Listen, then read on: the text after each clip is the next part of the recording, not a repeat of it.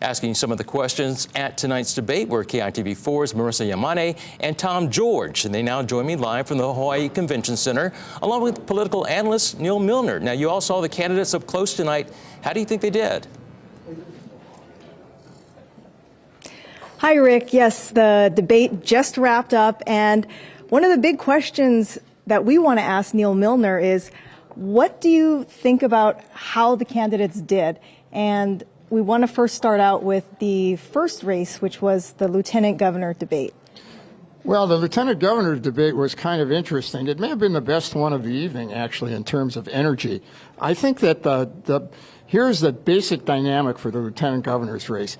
It's an office for which you have a lot of decent candidates, good candidates, who have a very difficult time distinguishing themselves from one another. There are not a lot of good cues out there. There's not one who's more liberal or more conservative, so they have to find ways to show why they're different. And they've tried, but that's very hard. It's small differences. The other thing, of course, that's important is that the lieutenant governorship, the lieutenant governor's office, is in lots of ways it's just an open pit. It's an open pit that you fill with your imagination. And you could see the lieutenant governors, all of them, wrestling with this. The initial questions from the people next to me and from the public were about policy, basically. What are you going to do about policy? And the lieutenant governor candidates all had answers about what to do about policy.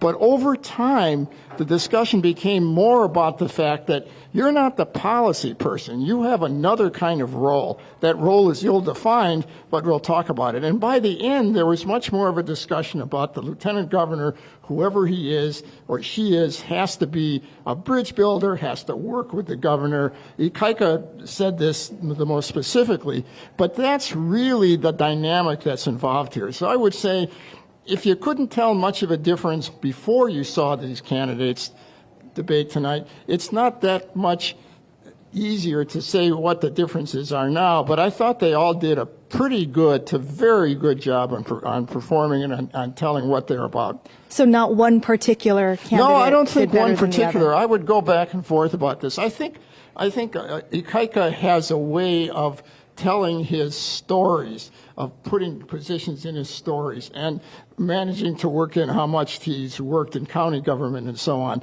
And the others had little stories like that. But I really think that the most important thing about the lieutenant governor's candidates tonight is that, one, you can be fairly satisfied with all of them, and two, if you're trying to figure out big differences, you're smarter than I am.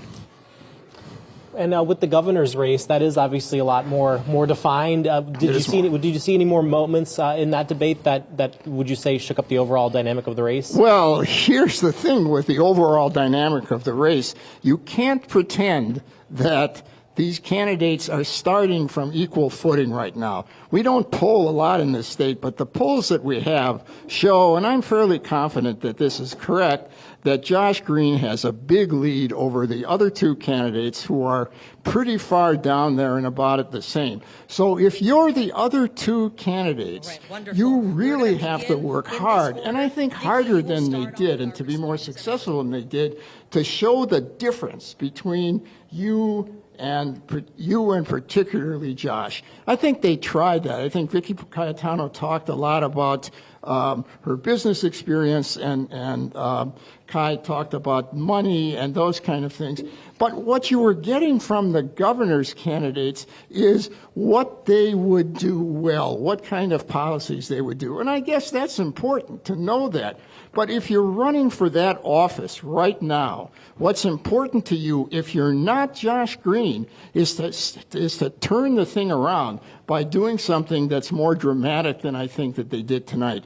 Keep saying that you're good is good, but saying why you're much better or why someone is much worse is probably something they have to do better than they did tonight. And what about the Republican side of the race? Because that's a lot more fluid right now. Of course, there was the elephant not in the room with B.J. Penn not on the stage. But for the other three trying to stand out as the maybe alternative in the Republican Party to B.J. Penn, did any of them stand out to you? Well, let me say a word about B.J. Penn, first of all.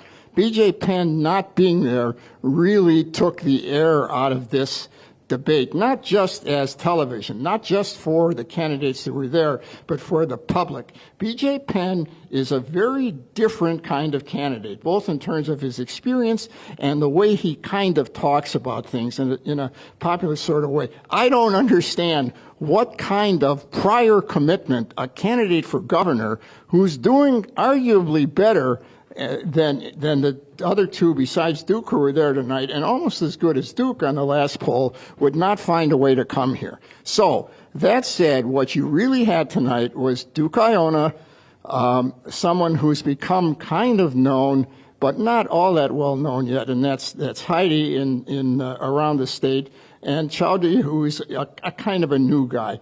And the dynamic of this debate, there were two things that I thought were important. First of all, Duke Iona had the relaxation and the ability to talk story that clearly expressed a confidence that he thinks he's going to win. I mean, I've seen him perform before. I've seen him do this before. He was really pretty good tonight. The other candidates had other kinds of weaknesses.